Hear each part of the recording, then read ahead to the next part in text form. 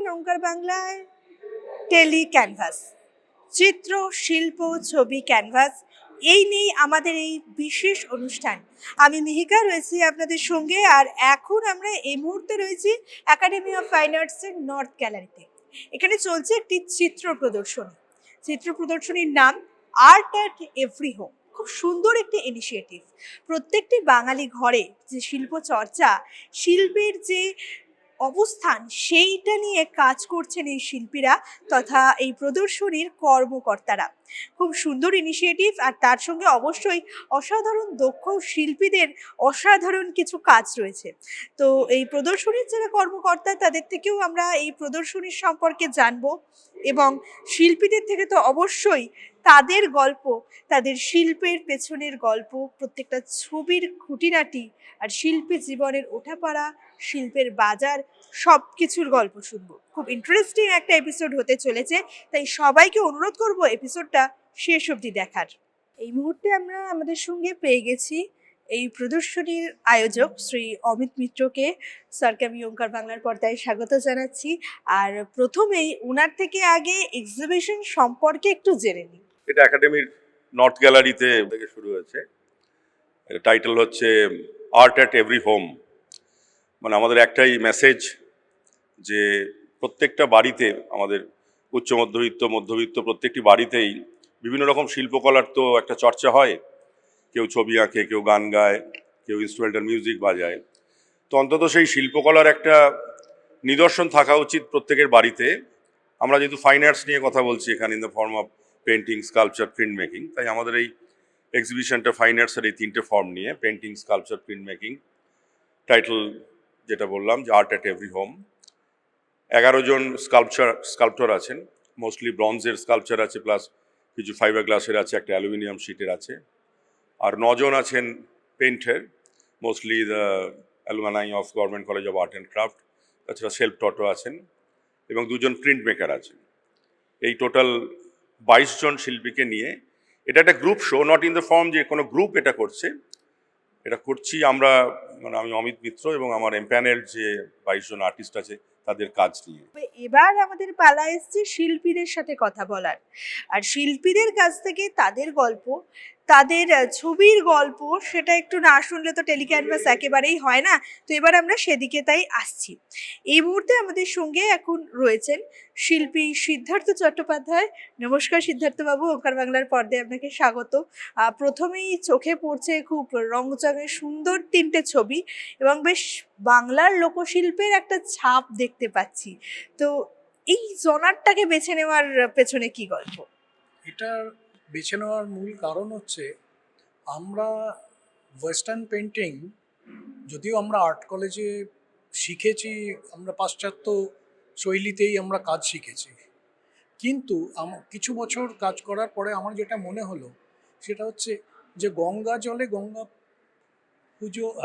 পুজো করে তো লাভ নেই। হ্যাঁ, আমাদের বাংলার চিত্রকলা কিন্তু ডিপ রুটেড কালচার। তো ফলত আমার মনে হলো যে এবার বাংলার রুটে ব্যাক করা দরকার, কারণ এটা ক্রমশ কেউ যদি এই ঘরানাটাকে আস্তে আস্তে ভুলতে থাকে তো এটা ক্রমশ বিলুপ্ত হয়ে যাবে একটা সময়। তো আমার শৈশব কেটেছে পূর্ব বর্ধমানের একটি গ্রামে। তো সেখানে আমি ছোটোবেলা থেকে দেখেছি, ওখানে বর্ধমান জেলার লাস্ট যে পটুয়া ছিলেন, বা মানে বর্ধমান জেলার একটা নিজস্ব শৈলী ছিল পটচিত্রের। এখন যেমন আমরা দেখি মেদিনীপুরের পিংলার পট, হ্যাঁ, বা অন্যান্য জায়গার পট, সেগুলো মূলত সাঁওতাল পট বা ওই ট্রাইবাল পটের ইনফ্লুয়েন্সে। কিন্তু বর্ধমানে ছিল একদম ওই ড্রয়িং বেস একটা বাংলার যে কালীঘাটের পটে যে ব্যাপারটা, তা অনেকটা ওই রকমই ছিল। এবং বর্ধমান জেলা নিজস্ব পট, ইনফ্যাক্ট রাঢ় বাংলার কালচার এটা ছিল। বীরভূমে একটা গ্রাম আছে যেখানে এখনো পটে দুর্গাপূজা, 400 বছর ধরে দুর্গাপূজা হয়, কিন্তু সেই গ্রামে কোনো মাটির ঠাকুর হয় না, এখনো পটেই হয়। তো আমার তারপর মনে হলো যে আমি ওই স্টাইলটাকে দিয়ে আস্তে আস্তে করি। এবং যেটা হয়েছিল যে আমার আর্ট কলেজের ব্যাকগ্রাউন্ডের যে শিক্ষা, সেটা আমাকে বারবার বাধা দিয়েছে যে যখনই আমি একটা ড্রয়িং সিম্পলিফাই করতে যাই তখন ওই সিম্পল ড্রয়িংটা দেখি চলে আসে, মানে ওই যে স্কুলিংটা, ওয়েস্টার্ন স্কুলিংটা, সেইটা ঘুরে ফিরে রিয়েলিস্টিক ফর্ম হয়ে যাচ্ছে। ওইটা কাটাতে আমার আরও 20 বছর লেগেছে, মানে আর্ট কলেজে পড়েছি 6 বছর, সেটা ভুলতে 20 বছর। তারপর আমি সিরিয়াসলি এখন এই ধরনেরই কাজ করি, মানে যে কোনো কন্টেম্পোরারি সাবজেক্ট নিয়েও এই শৈলীতে কাজ করা যায়। তো আমি মূলত মাইথোলজিক্যাল এবং তন্ত্র বিষয়ক আর্ট নিয়ে কাজ করি। তো এই হচ্ছে আমার ছবির বিষয়, এবং এটা অ্যাক্রিলিক অন ক্যানভাস করা আছে, যদিও অরিজিনাল ছবি পটের আর্থ কালার দিয়ে করার কথা, কিন্তু খুব কুইক কাজ হয়, এবং ওই আর্থ কালারের একটা ছবি আঁকতে যা সময় লাগে এবং তার যে কোয়ালিটি এবং ফ্রেমিং করে যে সময় লাগে তার কেউ দাম দেবে না। আর আর্টিস্ট যদি মরে যায় ছবিটা আঁকবে কে? আর্টিস্টদের গায়ে তো আর ক্লোরোফিল নেই যে তারা ফটোসিনথেসিস করে বেঁচে যাবে, তাদেরও চারটি ভাত খেতে হয়। সত্যি বেশ সুন্দর করে কিন্তু ব্যাখ্যা করলেন। আর এই যে বাংলার লোকশিল্পের কথাটা উঠলো, বা বাংলার যে পটচিত্রের প্রচুর প্যাটার্ন গোটা বাংলা জুড়ে ছড়িয়ে রয়েছে, এবং আমরা কিন্তু যুগে যুগে বেশ অসাধারণ শিল্পীদের, কিংবদন্তি শিল্পীদের দেখেছি নানাভাবে পটচিত্র নিয়ে চর্চা করতে। যেমন যামিনী রায়ের ছবিতে কালীঘাট পটচিত্রের প্রচণ্ডভাবে একটা ভূমিকা ছিল। তো সেই জায়গা থেকে যখন যুগে যুগে নতুন শিল্পীরাও প্রত্যেকে বারবার এই পটচিত্রকে বা বাংলার যে কোনো লোকশিল্পের প্যাটার্নকে নতুন মোড়কে আবার আমাদের সামনে তুলে ধরেন, সেটা যে শুধুমাত্র শিল্প চর্চা হয় না, সেটা যে শুধুমাত্র বাংলার শিল্পকে আবার নতুন আলো দেওয়া হয় না, সেটা কিন্তু একদিক থেকে একটা ইতিহাস চর্চাও অন্যরকম হয়ে চলে। যেমন এক্ষুনি যে কথাটা হলো পটচিত্রের, এখন যেমন এক্ষুনি যে ছবিটার সামনে আমরা দাঁড়িয়ে আছি, মানে দেখেই প্রথমে বাংলার যে প্রাচীন দুর্গাপট, এখনো দুর্গাপটে পুজো হয় অনেক জায়গায়, সেটার কথা মনে পড়ছে। তবে ডিটেলসটা শিল্পীর কাছ থেকেই শুনবো এই ছবির। এই ছবিটাতে আমি একদম বাংলার পটের যে চালচিত্র এক চালাতে, অ্যাকচুয়ালি আমাদের দুর্গার যে এই যে সপরিবারে দুর্গা, এটা তো মূলত জয়েন্ট ফ্যামিলির একটা সিম্বল। হ্যাঁ, এবং দুর্গার এই 10 হাত, 10 হাতে অস্ত্র, বিভিন্ন দুর্গার 10 হাতের তাৎপর্য কিন্তু মাল্টিটাস্কিং। একজন মহিলা, সে বাড়িতে রান্না করছে, সে অফিস করছে, সে আবার মিটিং মিছিলে যাচ্ছে, সে এই যে টোটাল প্রতিটি বাংলার মেয়েই কিন্তু দুর্গা, তারা মাল্টিটাস্কিং করে, পার্টিকুলার একটা কোনো কাজ করে না, একসঙ্গে অনেক কাজ করে। হ্যাঁ, এবং এই ছবিতে আমি সেই দুর্গা এবং একচালিতে এবং এই ওপরে আদ্যাশক্তি মহামায়ার যে দশমহাবিদ্যা, সেইটা আমি ওইখানে দশমহাবিদ্যার একটা ইমেজ দিয়েছি। কালী, তারা, ষোড়শী, ভুবনেশ্বরী, ভৈরবী, ছিন্নমস্তা, ধূমাবতী, বগলা, মাতঙ্গী, কমলা। মহাদেব তো মাঝখানে থাকেই। তো আমি ওই ঘরানাটাকে চেষ্টা করছি যে আবার রিবিল্ড করার। আর এখানে যে সিংহটা আমি এঁকেছি, সেই সিংহটা হচ্ছে আমাদের প্রাচীন পটে যে দুর্গার যে সিংহ থাকতো, মানে ঘোড়া সিংহ, যেটা আমরা ঘটকরূপী সিংহ, সেইটা। কারণ আমাদের বাংলায় তখন কেউ সিংহ দেখেনি, তো তারা একটা ওই ইমাজিনারি তাদের বলা হয়েছে, যে সিংহ দেখেছে সে হয়তো বলেছে যে এরকম দেখতে ঘোড়ার মতো, হ্যাঁ, এর কিছুটা। তারপরে পরে তো আমাদের অনেক নলেজ শেয়ারিং হয়েছে, চাইনিজ ইনফ্লুয়েন্সে ড্রাগন এসছে আমাদের চীনা আর্টিস্টদের হাত ধরে, এই সব মিলিয়ে একটা ওই রকম একটা কনসেপ্ট তৈরি করা হয়েছিল, এবং সেটাই ওই ঘটকরূপী সিংহ, মানে ঘোড়ার মতো ক্ষিপ্র, হ্যাঁ, এবং মানে সিংহের যে ইয়েটা আছে আর কি, মানে খুব হিংস্র, হ্যাঁ, তাকেই বাহন করে মহিষাসুরকে বধ করেছিল। মহিষাসুর হচ্ছে যত অশুভ শক্তির প্রতীক, তো সেইটা দুর্গা আঁকা হয়েছে। তারপরের ছবিটা হচ্ছে নেচার সেলফ ডিফেন্স করছে, নেচারকে যেভাবে ধ্বংস করছে। হ্যাঁ, আমি কিন্তু এটা ওই বাংলার পটের ঘরানাতেই করেছি। নেচারকে তারা, মানে এখন যেভাবে নেচার ধ্বংস করা হচ্ছে চারিদিকে, মানে ডিফরেস্টেশন, হ্যাঁ, এবং সেই ফরেস্টকে বাঁচাতে গেলে তাকে একটা ফরেস্টকে নিজেকেই করতে হবে, যেভাবে আমাদের আজকাল ওই যখনই আমরা ইকোলজিক্যাল ব্যালেন্স কিছু ইয়ে হয়, নেচার কিন্তু তার মতো করে নেয়। এই যে পাহাড়ে বন্যা টন্যা এসব করে কিন্তু ওই বড় বড় বিল্ডিংগুলোকে ফেলে দিচ্ছে, ফলে নেচারকে কিন্তু নেচার ঠিক সময় মতো করে নেয়। তো এখানে প্রকৃতির মানে প্রকৃতিকে আমরা একটা নারী হিসেবে দেখি। তো প্রকৃতির সিম্বল হচ্ছে নারী, এবং তাকে কিন্তু ও যখন মানে নিজেকে প্রোটেক্ট করে তখন খুব কঠোরভাবে ও বাঘের মতো তাকে বাধা দেওয়ার চেষ্টা করে। সেটাই করেছে। আর পেছনে একটা জঙ্গলের যে জঙ্গলে তো রেপটাইলস থাকে, সব গাছপালা সমস্ত কিছুকে প্রোটেক্ট করছে।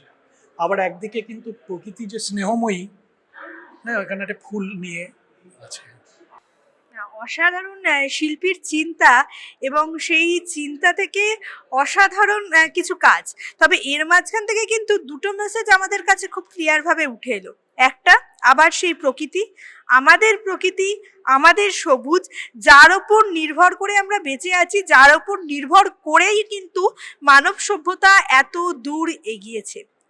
আজ আমরা সভ্য মানুষেরা কিন্তু আবার যে প্রকৃতি আমাদের সভ্য করলো, যে প্রকৃতি আমাদের হাতে করে মানুষ করে তুললো, অন্য জীবের থেকে একটু আলাদা করে দিল, সেই প্রকৃতিকেই ধ্বংসের দিকে ঠেলে দিচ্ছি।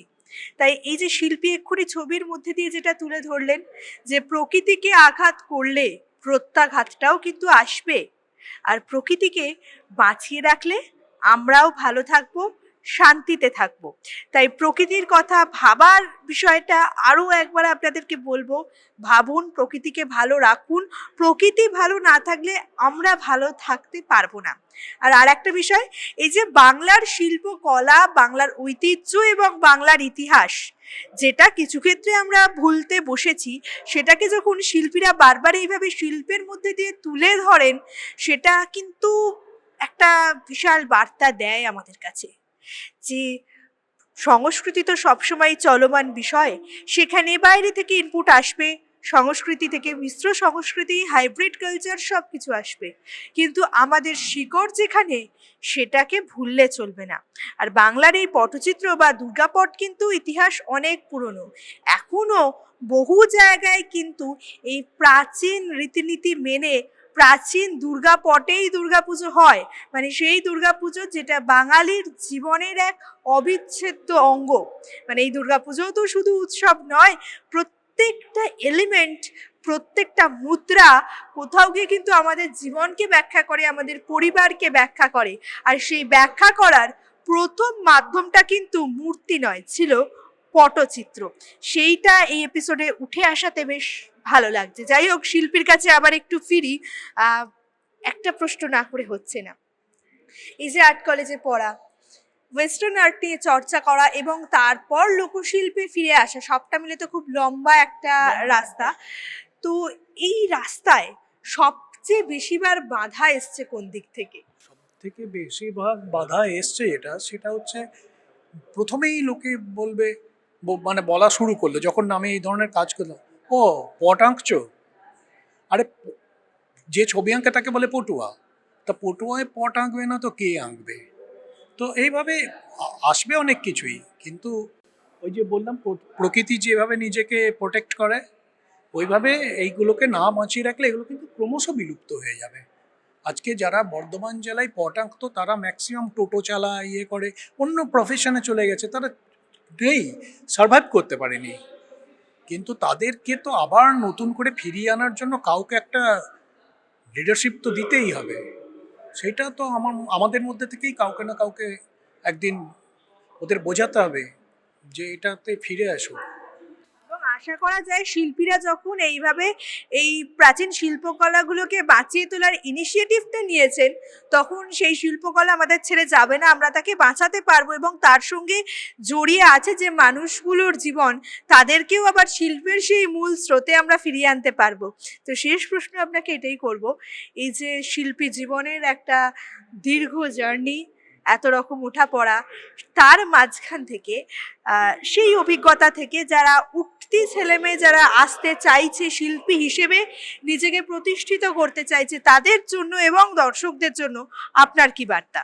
আমার যেটা মনে হয় সেটা হচ্ছে যে যারা নতুন ছবি আঁকতে আসছে তারা আমাদের দেশজ যে শিল্প এবং মূলত বাংলার যে ঘরানা, আমাদের বেঙ্গলের আর্টিস্টদের আমি কথা আরও বলছি, তাদের কিন্তু রুটের টাচটা থাকা উচিত। রুটের টাচটা থাকা উচিত। পুরোটা উপড়ে গেলে সেটা কিন্তু একটা ভয়ঙ্কর পরিস্থিতি দাঁড়াবে। তখন তারা না বিদেশে গিয়ে তাদেরকে খুশি করতে পারবে ছবি এঁকে, এবং তারা ইনফ্যাক্ট আমাদের কাছ থেকে তারা কেন শিখবে যে তোমাদের হাতের ওয়েস্টার্ন পেন্টিং আমরা কেন দেখব, তোমরা তোমাদের দেশের করো। মেক্সিকান আর্টিস্টরা মেক্সিকানদের তাদের যে রুট সেখানকার নিয়ে কাজ করে, প্রত্যেক আফ্রিকানরা তাদের রুট কিন্তু ছাড়েনি, ওদের ছবিতে কিন্তু সেই ব্যাপার ফিরে আসে। আর এরকম যেগুলো ফ্লোটিং থাকে সেগুলো তো তাদের সাস্টেনেবিলিটি নিয়ে সন্দেহ আছে। অনেক ধন্যবাদ সিদ্ধার্থ বাবুকে, বেশ সমৃদ্ধ হলাম একটা। একই সাথে কিন্তু সংস্কৃতি, ইতিহাস, শিল্পীর জীবন সবকিছু নিয়ে একটা গুছিয়ে আলোচনা হলো। তবে আমাদের সঙ্গে আরো একজন শিল্পী আছেন, এবার তার সাথে একটু কথা বলে নিই আমরা। আমাদের সঙ্গে পেয়ে গেছি আজকে প্রদর্শনীর আরো একজন শিল্পী, শিল্পী কঙ্কনা দাসকে। নমস্কার কঙ্কনা দি, ওঙ্কার বাংলার পর্দায় আপনাকে স্বাগত।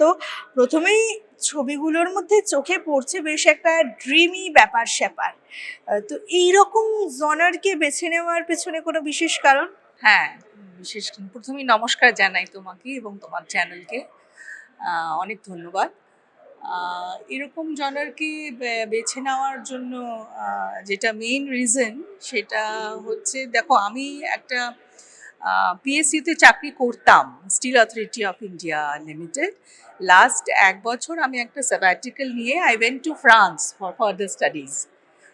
সেখানে আমি একটা স্টুডিওতে মাস খানেক মতো একটা ট্রেনিং নিই, তারপরে 2জন আর্টিস্টের কাছে পার্সোনাল মেন্টরশিপ নিই। তো তুমি তাহলে এবার যদি তাকাও ছবিগুলোর দিকে, then you will be noticing ছবিগুলো অনেক বেশি softer than the rest of the maybe gallery exhibits. তো এইটা হচ্ছে আমার স্পেসিফিক্যালি একটা জনার যেটা পছন্দ, সেটা হচ্ছে সারিয়ালিজম। সো এই ছবিটাতে যেরকম আমরা দেখতে পাই যে গাছ কাটা হচ্ছে তো, এবং গাছ কাটা আমরা ডিফরেস্টেশন প্রচুর করছি, কিন্তু ইফ গাছের মধ্যে লাইফ আবার ফিরে আসে তাহলে কেমন দেখতে হয় সেইটা বোঝানোর একটা চেষ্টা। এইটা এরকম একটা ড্রিম থেকে করা। এইখানে যেটা আমি বোঝাবার চেষ্টা করেছি, এটা বেসিক্যালি সালভাদর দালির একটা ছবি থেকে খানিকটা নেওয়া, সেই ইন্সপিরেশন থেকে নেওয়া। এবং বাচ্চাদের তো পড়াশোনা করতে ভালো লাগে না, ইফ দ্য এনভায়রনমেন্ট চেঞ্জেস, যদি একটা বাচ্চা মাছের পিঠে চেপে পড়াশোনা করতে পারে তাহলে তার কি পড়াশোনা করতে ইচ্ছে করবে? সেইটা ভেবে আঁকা। এইটা তো এই দুটো হলো, খানিকটা সারিয়ালিজম, ইমপ্রেশনিজম, এই সবগুলোকে টাচ করে এগুলোকে আঁকা, যেগুলো আমি বিশেষভাবে ওখানে দেখতে পেয়েছি। বাকি এই দুটো যে ছবি, I lost my father on 5th of September, তারপরে মাকে ভেবে এই দুটো ছবি করা। এই দুটো ছবির মধ্যে এইটাতে 7th সেঞ্চুরির ব্যারক স্টাইলটা আছে, যেখানে যেখানে আলো পড়ে সেইটাকেই শুধু রেখে কন্টেন্টে বাকিটাকে একটু ব্লার করে দেওয়া। তো মায়ের তো পুজোটা ভালো কাটেনি, তাই জন্য সেইটাকে, she is sad here and here as I want to see her in future, sort of, বাবার ছবিটা পেছনে দেওয়ালে আছে and she is reminiscing, দুটো চায়ের কাপ নিয়ে এভাবে বসে আছে। তো এই দুটো আমি অ্যাক্রিলিকে করেছি, আর ওই দুটো যে আগের ছবি দেখালাম সেই দুটো অয়েল পেন্টিংয়ে করা। এইভাবেই একটা ড্রিম ওয়ার্ল্ডের মধ্যে নিজেকে রাখা আর কি। দুটো আলাদা আলাদা প্যাটার্নের ছবি দেখলাম, দুটো ছবিতে বিষয়বস্তু শিল্পী সুন্দর করে ব্যাখ্যাও করলেন। তবে দুভাগের ছবিতেই যেটা কমন থিং সেটা বোধহয় জীবনবোধ। এই জীবনের মারপ্যাচ নিয়েই শিল্পীর চিন্তা, আর অবশ্যই জীবনের সাথে প্রকৃতি জড়িয়ে আছে সেই নিয়ে শিল্পীর চিন্তা, আর জীবনের গল্পকে বোধহয় তুলে ধরাটাই এই শিল্পের অন্যতম উদ্দেশ্য ছিল এখানে। একদম তাই, একদম তাই। যেমন ডিফরেস্টেশন যেটা আমি বলছি, সে আমাকে প্রকৃতি ভীষণভাবে টানে। মানে প্রকৃতির সাথে আমরা কিন্তু অনেক কিছুই প্রকৃতি থেকে তুলে ধরে নিয়ে নিজেদের জীবনে সেগুলোকে ব্যবহার করি, কিন্তু ফিরিয়ে দিতে জানি না। তো সত্যিই যদি আমরা আবার ফিরিয়ে দিতে জানতাম, একটা গাছকে কেটেছি কিন্তু তার মধ্যে আবার যদি সত্যিই জীবন আমরা দিয়ে দিতে পারতাম, সেইভাবেই গাছটা ভাবছে, আমরাও কি কখনো ভাবতে পারবো?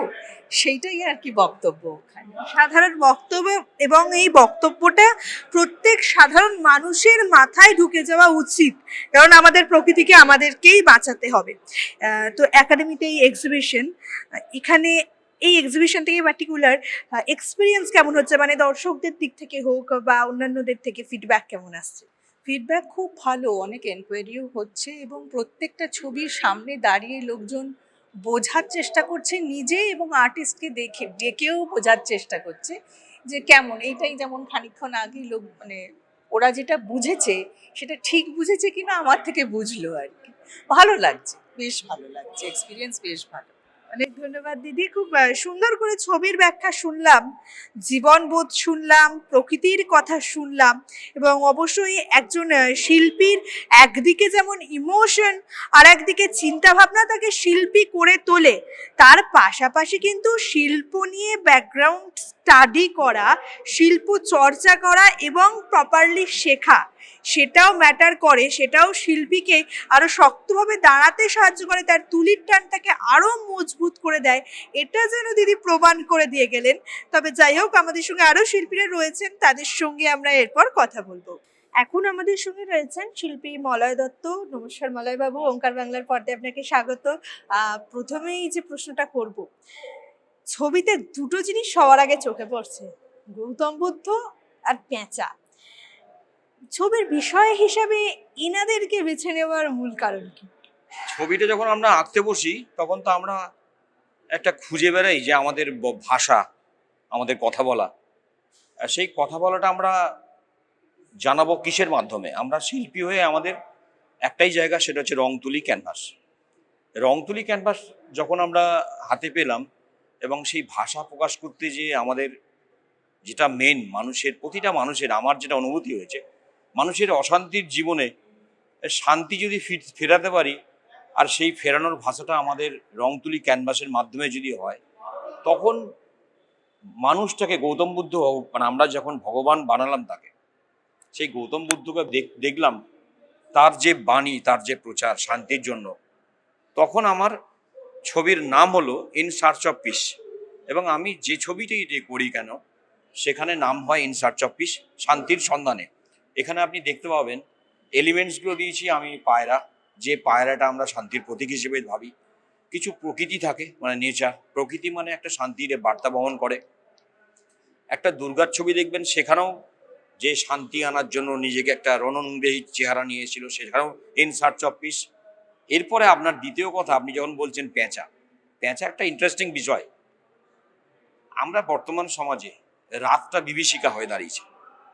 রাতের পাহারাদার যদি হয়, মানুষের সেই ক্ষমতাটা এখন কমে গেছে, এখন পেঁচা পাহারা দিচ্ছে। একমাত্র পেঁচাই পাখি, যে পাখিটাকে আমরা রাতের পাহারাদার বলি।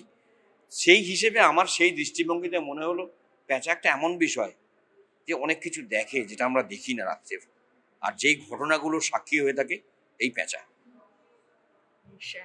শান্তির কথাটা যখন উঠলো, সত্যি বিশ্বের সব যুগেই কিন্তু শান্তির বাণী প্রচার করার চেষ্টা করা হয়েছে, কারণ দিনের শেষে প্রত্যেকটা মানুষ শান্তি খোঁজে। তাই যুগে যুগে মহামানব থেকে শুরু করে সাধারণ মানব সবাই কিন্তু শান্তিকেই খুঁজে চলেছে। ভেবে দেখুন, দিনের শেষে ঘরে ঢুকে সমস্ত কাজকর্ম সেরে আমরাও কিন্তু একটু শান্তি খুঁজি। আর জীবনের খুব বেসিক এই চাহিদাটা, খুব বেসিক এই বিষয়টাকে এত সুন্দর করে শিল্পী রং তুলিতে এবং ডেপথ অ্যানালাইসিস এবং তার চিন্তাভাবনায় ফুটিয়ে তুলেছেন, সেটা শুধু প্রশংসনীয় বললে ভুল হবে, সেটা কিন্তু খুব ইন্সপিরেশনাল, যে মানুষকে আরও বেশি ইন্সপায়ার করছে নিজের মতো করে শান্তিকে খুঁজে নিতে। তো একটা ছোট্ট প্রশ্ন, যে কোনো শিল্পীর সাথে যখন কথা হয়, যখন তার কাজ দেখি, আমাদের মতো সাধারণ মানুষদের মনে একটা প্রশ্ন জাগেই, যে এই শিল্পের সাথে পথ চলাটা শুরু হলো কি করে? সেটা না ভয়ঙ্কর জার্নি, মানে যে শুরুটা মানে ভাবা যায় না, যে মানুষ তো চেষ্টা করে এক আর হয়ে যায় আর এক। তা আমরা তো কোনোদিন শিল্পী হব বলে ভাবিনি, অটোমেটিক হয়ে যায়, ভিতরের সত্তাটা আস্তে আস্তে জাগতে থাকে। এবং আমরা পড়াশোনার ফাঁকে ফাঁকে যখন ছবি আঁকাটা শুরু করেছি বাড়ির অজান্তে, তখন কিন্তু কেউ মেনে নেয়নি, কেননা কোনো বাড়ির অভিভাবক চায় না তার ছেলে শিল্পী হোক। কেন শিল্পীটা লাস্ট বেঞ্চের ভাষা, শিল্পীটা বাবা মা চায় না তার ছেলে শিল্পী হোক। বাবা মা চায় ইঞ্জিনিয়ার, বাবা মা চায় ব্যারিস্টার, উকিল, ডাক্তার। কিন্তু আপনি যদি মিলিয়ে দেখেন, শিল্পের যে আমরা জার্নিটা করছি সেটাকে বাঁচিয়ে রাখছি আমাদের মতোই গুটি কয়েক শিল্পী। এবং সেই শিল্পীটা অটোমেটিক আসে, জোর করে শিল্পী হওয়া যায় না। আর সেই শিল্পী সত্তাকে বাঁচিয়ে রাখতে গেলে কঠিন লড়াই। সেই জার্নিটা বলতে গেলে অনেক বড় রাস্তা, সেই রাস্তার শেষ নেই। এবং যারা ছবির জগতে আমরা আছি সেটা আমরা নিজেরা অনুভব করি। এবং যখন একটা ছবি আমরা কমপ্লিট করি তখন সেই মানে গ্লানিটা দূর হয় ছবিটা কমপ্লিট হওয়ার পরে। সেখানে একটা সফলতা আমাদের থাকেই, হয়তো অর্থনৈতিক দিক দিয়ে না হোক, কিন্তু ছবিটার শেষ করে নিজে যে তৃপ্তি অনুভব করি সেটা একটা চরম পাওয়া। বেশ সুন্দরভাবে কিন্তু খুব ব্যাখ্যাটা করলেন মলয়বাবু। আচ্ছা, তো এখানে যে এখন এক্সিবিশন চলছে, এখান থেকে এক্সপেরিয়েন্স কেমন হচ্ছে? দেখুন, আমরা সারা বছর আমরা এক্সিবিশনটা করি নানান জায়গায়। বিগত দিনে আমি সিমলা এক্সিবিশন করলাম, একটা আলাদা অনুভূতি। পাহাড়ে একটা এক্সিবিশন হতে পারে, সেটা আমরা করে এলাম। আমাদের নানান জায়গায় এক্সপিরিয়েন্স, মৃত্যুর আগের দিন আমাদের এক্সপিরিয়েন্স হয়। এবং ছবি আঁকারও তাই, মানে শেষ নেই এর, যে রাস্তা যেমন শেষ নেই, আমাদের অভিজ্ঞতার সঞ্চয়ের কোনো শেষ নেই। সুতরাং আমরা সবসময় আনন্দে থাকার চেষ্টা করি, আর যখন নিরানন্দ থাকে তখন তার ছবির প্রভাবটাও পড়ে। সুতরাং ছবিটা দেখলে আপনি বুঝতে পারবেন যে কে কি আনন্দে আছে, কে নিরানন্দে আছে। সুতরাং ছবি তার প্রকাশ পায়, এটা কেউ গোপন করতে পারবে না, আড়াল করতে পারবে না। এটা সব শিল্পীর ক্ষেত্রেই তাই। এক্সপেরিয়েন্সের কথা উঠলো, তাই শেষ প্রশ্ন আমি এটাই করব। এই যে শিল্পী হিসাবে এত লম্বা পথ অতিক্রম করে এলেন, এত রকম এক্সপেরিয়েন্স, সেই এক্সপেরিয়েন্স থেকে যারা উঠতি শিল্পী বা যে সমস্ত ছেলেমেয়েরা শিল্পী হওয়ার স্বপ্ন দেখছে, তাদের জন্য আপনার কি বার্তা? বার্তা, ফাঁকিবাজির জিনিস নয় এটা, আর সহজে পাওয়ার জিনিস নয়। কাজ করতে হবে, কাজ দেখতে হবে। সুতরাং আমি এখানে পেলাম, অনেক কিছু পেলাম, এটা ভাবার বিষয় নয়।